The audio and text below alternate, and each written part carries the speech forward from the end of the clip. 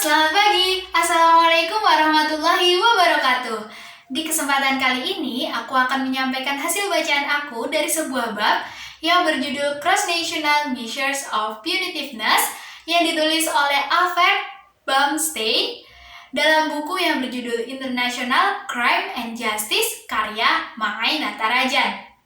Nah, bab ini pernah dipublikasikan dalam Journal of Scandinavian Studies in Criminology and Crime Prevention dengan judul The Roots of Punitiveness in a Democracy karya Albert Bumstein juga. Nah, sebenarnya Albert Bumstein ini siapa sih? Albert Bumstein adalah seorang profesor di H. John Haynes III School of Public Policy and Management, Carnegie Mellon University.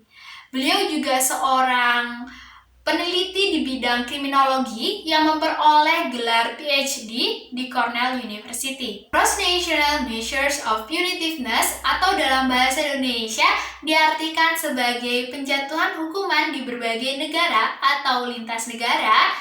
Ini memiliki 3 pokok bahasan. Yang pertama, penjatuhan hukuman. Yang kedua, faktor-faktor yang menyebabkan tingginya tingkat penahanan. Dan yang ketiga, negara-negara yang menjatuhkan hukuman dengan model Amerika.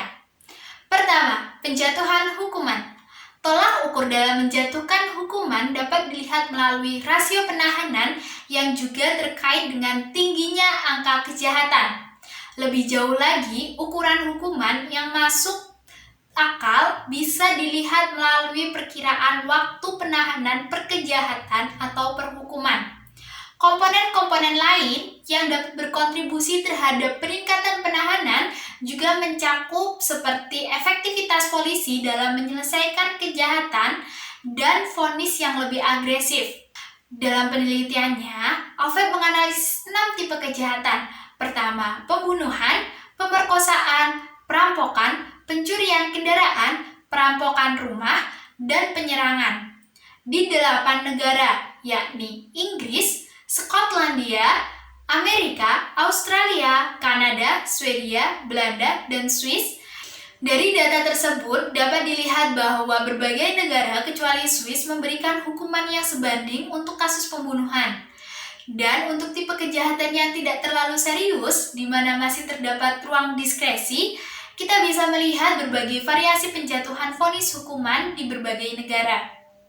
Namun, Amerika tetap berada di puncak dengan masa prediksi hukuman yang tertinggi untuk setiap kejahatan dan perhukuman. 2. Faktor-faktor yang menyebabkan tingginya rasio penahanan. Bumstein dan Beck memeriksa setiap kejahatan ini apakah pertumbuhannya menjadi sebab kejahatan lain, penangkapan lain per kejahatan, komitmen lain per penangkapan, atau untuk memperpanjang masa hukuman di penjara, termasuk masa hukuman dengan bebas bersyarat. Kesimpulan dasarnya adalah seluruh pertumbuhan berasal dari tanggung jawab perpenangkapan dan dari panjangnya masa hukuman. 2 pilihan kebijakan besar di awal bagian periode tahun 80 hingga tahun 1993, 2 kebijakan ini berkontribusi setara.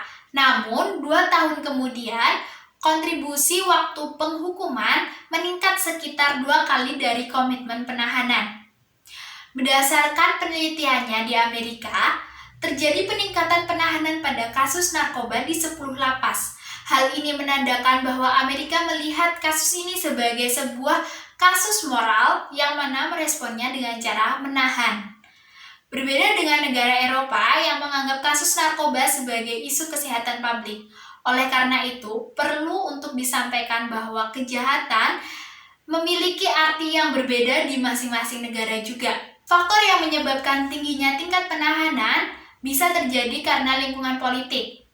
Seperti adanya prison industrial complex, di mana ketika tingkat penahanan dikatakan sebagai aktivitas ekonomi.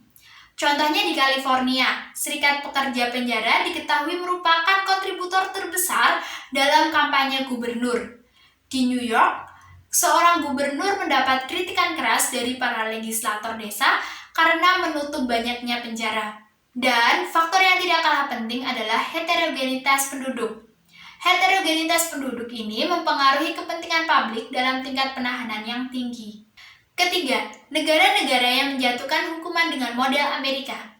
Amerika sebagai negara adikuasa tentunya memberikan pengaruh kepada dunia, khususnya mengenai pola-pola hukuman yang ditransmisikan secara internasional. Para politisi yang melihat keberhasilan retorika Talk on Crime menjadi tertarik untuk mengikuti pola-pola yang serupa. Terdapat beberapa indikasi menunjukkan bahwa kecenderungan tersebut tersebar secara internasional dengan melihat data penahanan pada World Prison Brief di King College London. Dari tabel ini kita dapat melihat bahwa tingkat penahanan mengalami peningkatan secara luas meski terdapat beberapa yang masih rendah, dan peningkatan penahanan ini menjadi amunisi yang baik untuk proses politik ke depannya. Nah, itu tadi materi-materi yang aku dapat setelah membaca bab ini. Untuk kalian yang masih penasaran dan kurang puas, aku udah taruh link buku dan jurnal beliau versi aslinya yang berbahasa Inggris di kotak deskripsi. Jadi silahkan bisa diunduh, dibaca, dan aku tunggu kritik, masukan, dan pertanyaan kalian untuk forum diskusi kita nanti. Oke? Mungkin itu aja dari aku. Apabila banyak kesalahan, aku mohon maaf. Sekian dan terima kasih. Wassalamualaikum warahmatullahi wabarakatuh.